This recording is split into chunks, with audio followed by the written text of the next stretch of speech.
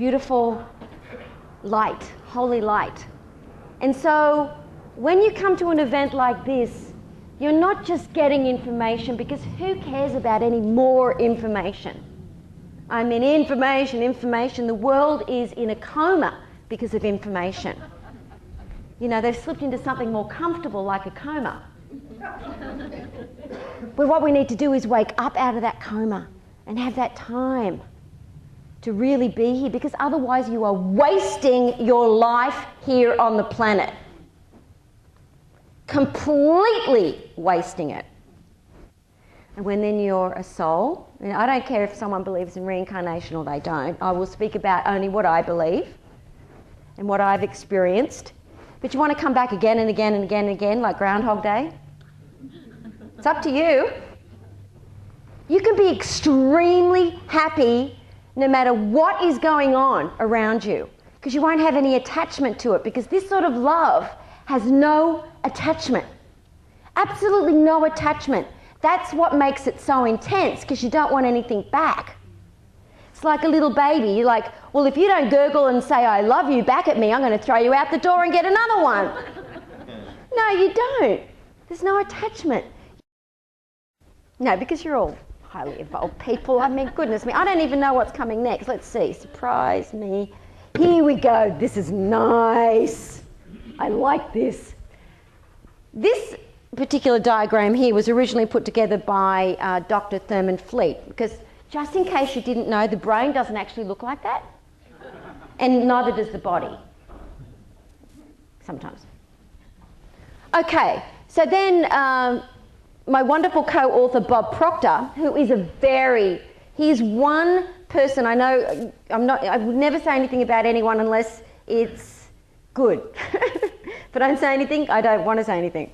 Bob Proctor is a great philanthropist and helps people all over the world. He's always giving. He's absolutely an amazing, beautiful soul, by the way. I just want to share that. If you ever have a chance to see him live, please do. He's just a beautiful soul.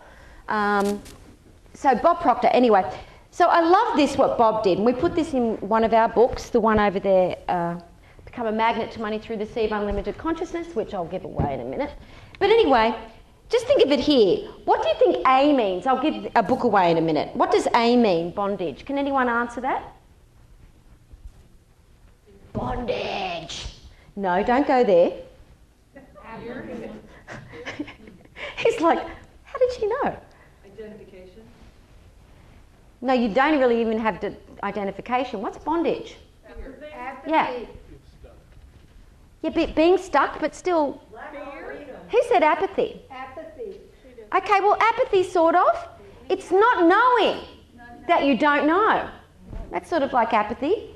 It's you're watching television, you have a 9-to-5 job, you go to work Monday to Friday, you're not on your divine destiny, you're not playing your role, that's for sure. You're just living, walking as closely as you can to death, correct? Yeah. That is bondage. And it doesn't mean that you don't have sort of like temporal happiness, because true happiness has nothing to do with stuff. Okay, so then we have reason. You read a book, something happens, you get your light bulb on just for a second, and you're like, oh my God, there's more! There's more than this!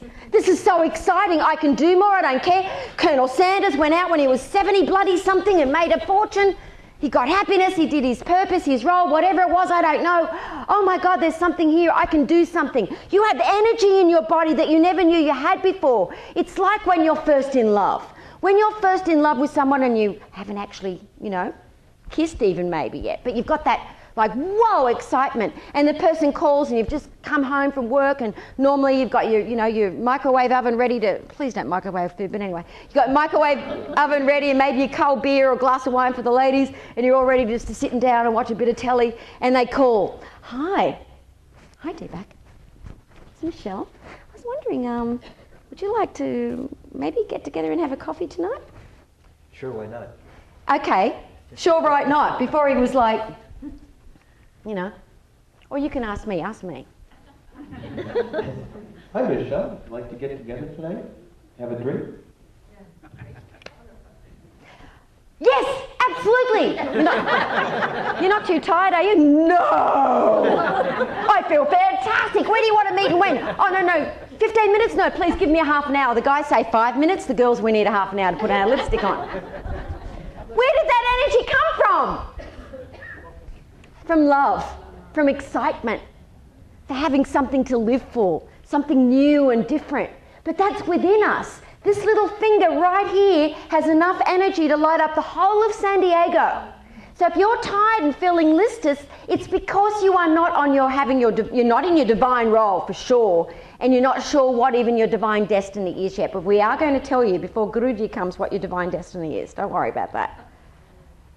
That's why. Because you're not doing what you're supposed to be doing. And I had someone call me a couple of days ago, maybe it's one of the gentlemen here, forgive me if I don't remember your name right now, shame off me. And he said, but what do I do? How do I find my divine destiny? You know, how do I know what it is? And I said, no one can really find their divine role or their divine destiny unless they have their energy connected to their spirit, or like Guruji calls it, your spirit connected to your brain. Because when spirit starts connecting to your brain, you have electrical currents that run through your brain and you feel them vibrating all the time. They call it the 1,000 lotus lettuce. Newberg lotus. And it is. The brain is like the lotus. There's just like, it lights up all over the place. It's crazy what happens to the brain. It's just all of a sudden, it's always vibrating.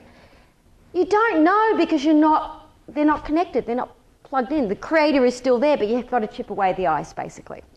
That's why you don't know what your divine role is. Or you do know what your role is, because our roles change all the time.